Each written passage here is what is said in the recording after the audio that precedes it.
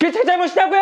안녕하세요, 김진짜입니다. 오늘은 UEFA 선정 축구 역사상 최고의 감독 10인 중 하나, 맨유에서 28년 동안 38개의 우승 트로피를 들어올린 알렉스 퍼거슨 감독을 심층 분석해보겠습니다. 알았스케라. 전술의 대가. 자, 퍼거슨 감독이 전술적으로 혁명을 일으키진 않았지만 여러가지 전술을 준비해서 상대 감독과 수싸움을 하는 그런 스타일이었습니다. 예를 들어 약팀을 상대로는 상대를 가둬놓고 캐릭 스콜스가 패스를 여기저기 막 뿌려댑니다. 그러면서 상대 수비 조직에 균열을 내는 거죠. 그 균열을 파고들어서 공격을 하는 겁니다. 근데 강팀을 상대로 할 때는 수비적으로 쫙 내렸다가 뺏으면 바로 역습. 근데 재밌는 건 맨유를 상대하는 강팀들이 역습 전술을 염두에 두고 준비해 오면 갑자기 또 전방 압박을 또 하는 거야. 자, 그리고 퍼거슨 감독님이 KFC 할아버지처럼 아주 보수적이게 생기셨지만은 의외로 현대 축구의 전술 기조가 변화될 때마다 그거를 잘 흡수를 하셨어요. 예를 들어 크로스만 주구장창 올리는 클래식 윙어를 잘 쓰시다가 반대발 윙어가 유행하기 시작하니까 그거를 적극적으로 받아들입니다. 또 무리뉴 감독이 첼시를 이끌고 2년 연속 우승을 달성하고 나서는 무리뉴식의 전원 수비 그리고 4-3-3을 약간 오마주하기도 했죠. 아마 퍼거슨 감독님이 지금까지 감독하셨으면 개겐 프레싱, 라볼 피아나, 하프 스페이스 침투, 또 유망한 공격 상황 때 페널티 박스로 다 들어가는 그런 전술까지 다 흡수하시지 않았을까요? 자, 하지만 퍼거슨 감독님의 전술이 항상 맞아떨어졌던 건 아닙니다. 특히 바르셀로나를 상대했던 두 번의 챔스 결승, 이때 감독님이 쫄지 않고 맞불을 놨거든요. 그래서 두 번 다 졌어요. 퍼디난드, 루니 같은 선수들이 나중에 그때 그 전술은 조금 잘못됐던 것 같아요, 이렇게 인터뷰를 했죠. 근데 퍼거슨 감독님도 본인 자서전에서 그때 맞불났던 게 실수였다고 인정을 했습니다. 폭넓은 선수 활용. 퍼거슨 감독님은 한 선수를 하나의 포지션에만 기용하지 않았습니다. 부상이라든지 대표팀 차출이라든지 그때마다 아주 변화무쌍한 라인업을 가지고 다 이겨버렸습니다. 어쩔 때는 풀백만 4명을 기용하질 않나, 어쩔 때는 미드필더인 캐릭, 플래처를 센터백으로 기용하질 않나, 심지어는 경기 중에 퍼디난드, 비디치를 공격수로 배치하기도 했습니다. 자, 이런 특성 때문에 퍼거슨 감독님은 버서틸리티, 다재다능함을 갖고 있는 선수를 참 좋아했습니다. 오션은 뭐 골키퍼도 봤으니까 말 다 했죠. 자, 퍼거슨 감독님이 어떻게 이렇게 유연한 라인업을 가지고 꾸역꾸역 이길 수 있었을까요? 오늘 우리 팀이 무엇을 하고자 하는지, 그걸 위해서 각 선수들은 어떤 역할을 해줘야 되는지, 그런 것들을 아주 명확하게 인지시켜줬을 거예요. 그리고 그 무엇보다 중요한 건 선수들이 그 역할을 제대로 하게끔 만드는 거, 그게 정말로 중요한 거죠. 감독님이 이런 말씀을 하셨습니다. 전술은 중요한 것이지만 시합에서 이기는 것은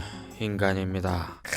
리빌딩. 자, 퍼거슨 감독은 역대급 팀을 3번이나 만들어냈습니다. 무리뉴 감독처럼 여러 팀을 옮겨다니면서 만든 게 아니라 한 팀에서 그렇게 만들었다는 거는 아주 과감하게 리빌딩을 했다는 거죠. 자, 90년대에는 어린 유스 선수들과 칸토나, 로이킨, 스탐, 쉐링엄, 이런 경험 있는 선수들을 잘 융화시켜서 성적을 잘 냈고, 2000년대에 단행한 이 리빌딩, 이 시기에 아스날의 벵거, 첼시의 무리뉴한테 우승을 뺏겼지만 결국 비디치, 에브라, 박지성, 반데사르를 영입하고 또 캐릭, 테베즈가 합류합니다. 그리고 기존에 있던 루니, 날강두가 빵 터지면서 아주 역대급 팀이 탄생하게 된 거죠. 리그, 챔스 막 더블하고 난리 났었죠. 근데 이것도 막 돈을 막 썼을 것 같죠? 요즘처럼? 그렇지가 않아요. 이적료 지출을 보면은 중위권입니다. 선수단 장악. 감독님이 이렇게 말했어요. 제가 더 이상 맨유의 억만장자 축구 선수들을 통제할 수 없으면 저는 그냥 끝난 목숨이죠. 그래서 전 절대 라커룸에서의 통제력을 잃지 않으려고 노력했습니다. 방금 억만장자 이야기 나왔죠. 또 재밌는 얘기가 있는 게, 루니의 연봉이 확 올라가니까 퍼거슨 감독님이 내가 루니보다는 많이 받아야 된다, 루니가 나 무시할 거 아니야, 그래서 연봉을 확 올렸다는. 자, 그런데 선수단 장악하니까 사리 감독이 생각나죠. 첼시의 케파 골키퍼가 아프다 그래가지고 교체 준비를 했더니 케파가 갑자기 안 아파, 안 아파. 괜찮아, 저 뛸 수 있어요, 뛸 수 있어, 뛸 수 있어, 뛸 수 있어. 쟤 뭐하냐? 그래도 지 안 아프다고 그 안 나온다고 하면 돼? 감독이 교체하라는데? 그래서 사리 감독이 얼마나 빡쳤어요. 뭐하는 거야? 나와, 나와라고, 이 새끼야! 케파 그 선수는 저기 퍼거슨 감독이었으면 아주 그냥 작살났죠. 그냥 헤어드라이 바로 맞았죠. 아, 헤어드라이어란 퍼거슨 감독이 선수들한테 정신 차리라고 그냥 제대로 안 뛰어! 야! 제대로 뛰어!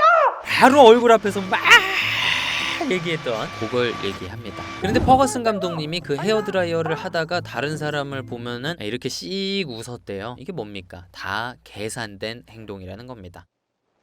자, 어찌됐든 퍼거슨 감독님은 라커룸에서의 영향력을 제일 중요하게 생각하고 선수가 그거를 침해한다 그러면 그 선수를 바로바로 보내버렸습니다. 일단 로이키는 경기가 끝나고 인터뷰를 했는데 동료들을 막 비난했어요. 실명을 막 거론했어. 그래서 감독님이 야 이건 아니다 이래가지고 훈련 때 로이킨한테 너 공개적으로 동료들 비난한 거 사과해 이랬더니 로이킨이 아니요 전 안 할 건데요 막 적반하장을 한 거지. 그래가지고 퍼거슨 감독님이 로이킨을 정말 아꼈는데 15일 동안 잠도 못 자고 고민을 하시다가 딴 팀으로 이적을 시켜버립니다. 자, 그리고 나서 슈퍼스타 아주 그냥 축구계의 아이콘이었던 베컴을 또 내보냈죠. 하루는 라커룸에서 야 베컴, 야 두 번째 골 너 때문에 먹었잖아. 그렇게 뛸 거야?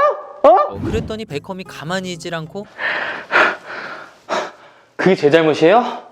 걔가 그냥 다 제껴서 넣은 거잖아요. 그게 제 잘못이냐고요? 그랬더니 퍼거슨 감독도 열받아가지고 그냥 그 앞에 있던 축구화를 막 차버린 거야. 그래가지고 베컴 눈두덩이에 맞아가지고 아주 난리가 났었죠.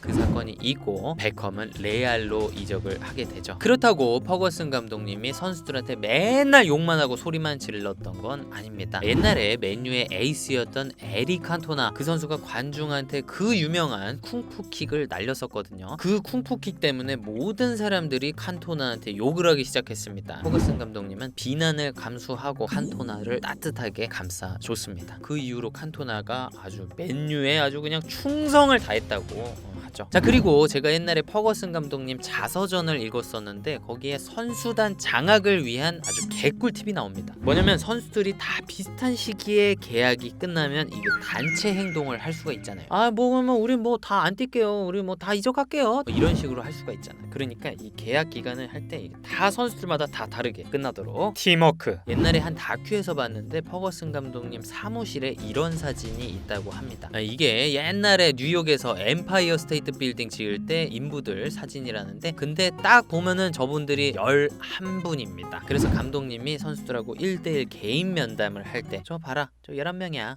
저게 팀이야 퍼기 타임. 자, 퍼기 타임이 뭐냐 퍼거슨의 타임이다 이런 얘기인데 경기 종료 직전이면 퍼거슨 감독이 이렇게 시계를 보면서 심판한테 막 압박을 해요. 뭐 이기고 있을 때는 빨리 끝내라 이거고 지고 있을 때는 아직 추가 시간 남았다 아직 끝내지 마라 이거고. 근데 나중에 인터뷰에서 밝히시길 시간이 얼마 남았는지 모른대요.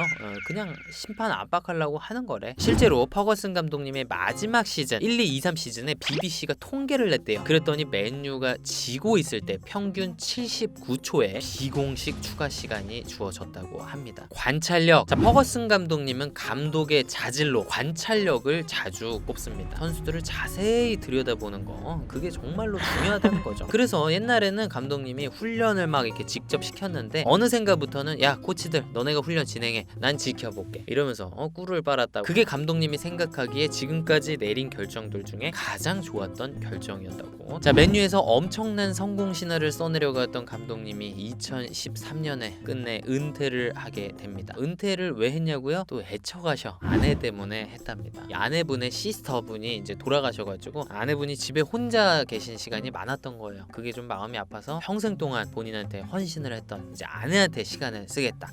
너무 멋있지 않아요? 여담이지만 우리 감독님이 그런 말을 했어요. 나를 컨트롤할 수 있는 건 내 아내뿐이다. 뭔가 저랑 비슷한데 아무튼 한 번은 프리시즌 경기가 있었는데 사모님이 그거 그렇게 중요한 경기 아니잖아 빨리 이삿짐이나 날라. 그래가지고 감독님이 그 경기를 못 갔대요. 이삿짐 날랐대 진짜로. 자, 맨유에서 퍼거슨은 뭐 거의 신 같은 존재입니다. 퍼거슨의 이름을 딴 스탠드도 있고요. 경기장 밖에 동상도 있고 그 옆에 도로는 알렉스 퍼거슨 길입니다. 그리고 감독님이 껌을 자주 씹죠. 지고 있을 때는 껌 씹는 속도가 점점 빨라져요. 겁나 빨라.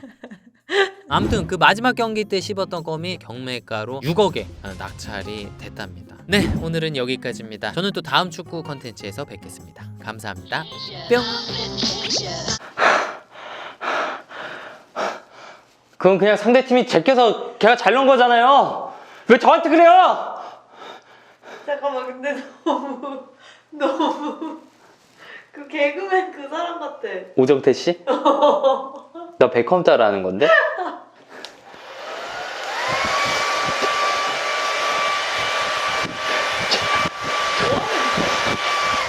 뭐야 이게? 이게 뭐 하는 건지 몰라?